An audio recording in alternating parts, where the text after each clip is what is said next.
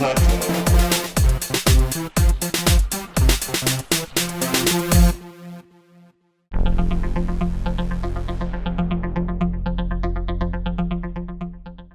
Today, the trekkers are taking you to Southwest Virginia to visit the Appalachian Plateau region.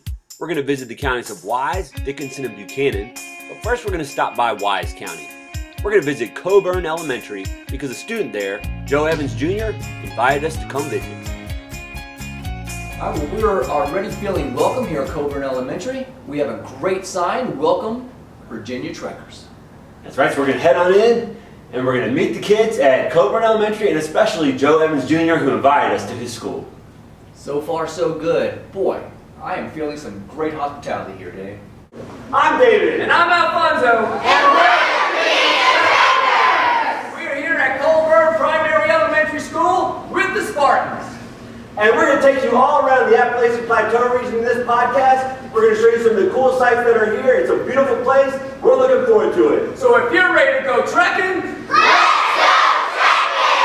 trekking! So here in the Appalachian Plateau region, one of the things that they like to do and that they're very skilled at doing is clogging. And it's a very cool way to dance. And all these students up here are going to show us some fine clogging. We're going to be dancing to a Rocky Top.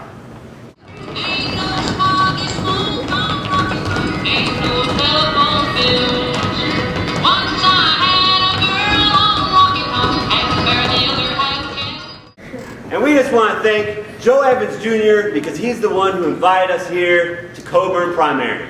And boys and girls, it takes people like you to step out of the box and make sure that you're heard. So the Virginia Trekkers, we heard Joe, and we came on to visit. Thanks, Joe. You're welcome. Thank you, Joe. Everybody give him a hand. After leaving Coburn Elementary School, we tried to find the Guest River Gorge Trail because the students there told us that we had to go see it. The Guest River Gorge Trail follows the Guest River until it meets up with the Clinch River on the border of Scott and Wise counties. As you can see here, the Guest River flows almost the entire length of Wise County. Unfortunately, we never did find how to get there. Well, the students at Coburn Elementary told us we had to check out Guest River Gorge, and I'm glad they suggested it because we drove up here and it is beautiful. So we hear some rushing water sounds. That's a great sound, so we know we're getting really close. So we're going to drive a little bit further, see if we can get a little bit closer to Guest River. And we are guests, so I guess we must visit the river. That's right. And you can kind of see a little piece of the river right there in the background. We'll try to get a little closer.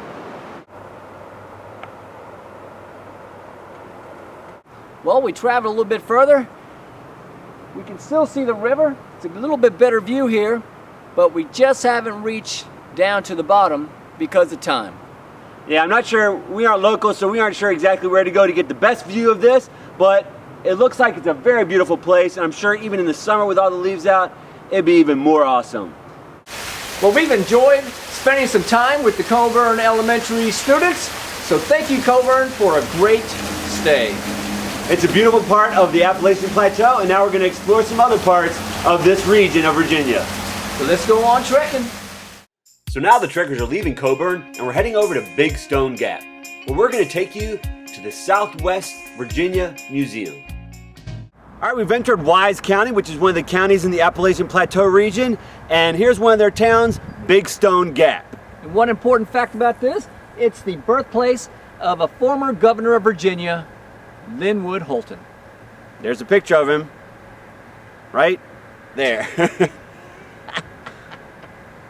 Here in Big Stone Gap, we've reached the Southwest Virginia Museum. And what it is it's a mansion built of limestone and sandstone, locally mined here, and it was the home of Rufus Ayers, who worked in the government of Virginia in the late 1800s. And he was instrumental in bringing the railroad to this area. In fact, he thought this was going to be the Pittsburgh of the South because it had such rich iron deposits. Unfortunately, because of an economic depression, that never happened, and Big Stone Gap did not become the Pittsburgh of the South. And we're kind of glad because we love the way that they kept it kind of in its state. And now we're going to take you through the center of Big Stone Gap to show you what the town looks like as we head over to the Coal Museum. Here in the middle of Big Stone Gap lies the Coal Mining Park. Coal mining was a very important industry here in the Appalachian Plateau.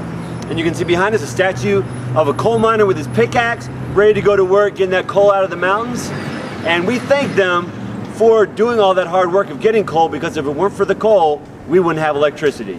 All right, just a few hundred yards away from Coal Miners Park is the Miners Coal Museum. And inside there's different exhibits about how important coal is to this area. Unfortunately, since we're here in the wintertime, it's not open, but there's some cool stuff on the outside that we can show you. Don't worry, boys and girls. This is not some terrifying creature from another planet. I know it looks like it, but it has to deal with coal mining.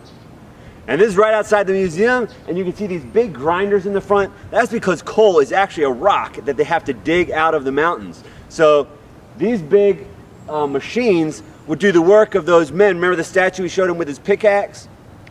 That's how they used to have it before they invented these great machines to do the work for them. And you're going to notice at the very end it's extremely low. I mean, it's pretty flat. That's because, remember, these mines weren't big mines.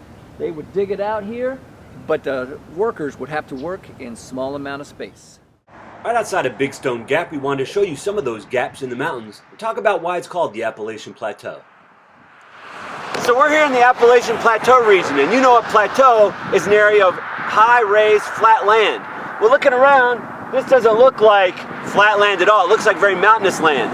Well, that's because of erosion and weathering. This actually started out as flat land, but then the water is what caused the land to erode away, making these beautiful rugged scenery that we see here. You can see it a little bit better by looking at it from above. So here's the Appalachian Plateau region in red, and nearby is the Valley and Ridge region. You can see the ridges are those straight lines along the map.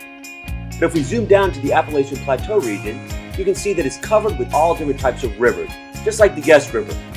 So it was all these rivers that were flowing down off the high plateau, which eroded away the land, creating the rugged landscape we see, and also the windy roads that Alfonso and I had to drive down. So here we are in Buchanan County. It's one of the final counties in the Appalachian Plateau region, and there's just one major town in this county. It's the town of Grundy. We're traveling along Helen Henderson Highway. It's important because Helen Henderson was one of the first women voted into the Virginia General Assembly. So we're going to continue on down Helen Henderson Highway and head back to Norton, Virginia in Wise County, where we're going to spend the night. But on our way, we passed through St. Paul, Virginia, and saw the amazing Virginia City Hybrid Energy Center. And we wanted to stop and tell you about the amazing stuff that goes on here. You see behind me those huge piles of coal?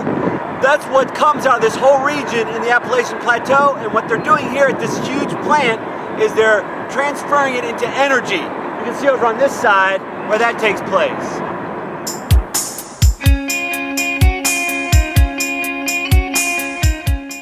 So basically, coal is burned to turn water into steam, and that steam is used to spin a turbine which generates electricity. Now it's a lot more complicated than that, so be sure to check out our activities section to learn more. Well, we've come to the end of another wonderful trek here at the Appalachian Plateau. Another great big success, so we celebrate with a great big lumberjack. That's right, and the people in the Appalachian Plateau region are very hardworking people, so this statue is very appropriate.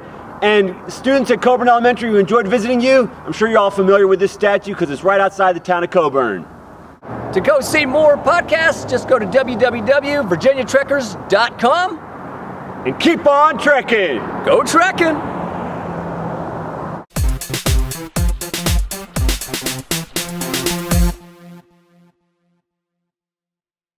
We're here at Coburn Primary Elementary School with the beautiful and wonderful... I messed up already. The trekkers have reached their nest. The trekkers... Hold on. I can't say next. All right. The trekkers are at their nest. This is located in Wythe County. Wise County. Oh, Wise. I got the Wythe and the Wise. The trekkers have reached their next destination, Big Stone Gap, located in Wythe County. That's a lot of big trucks.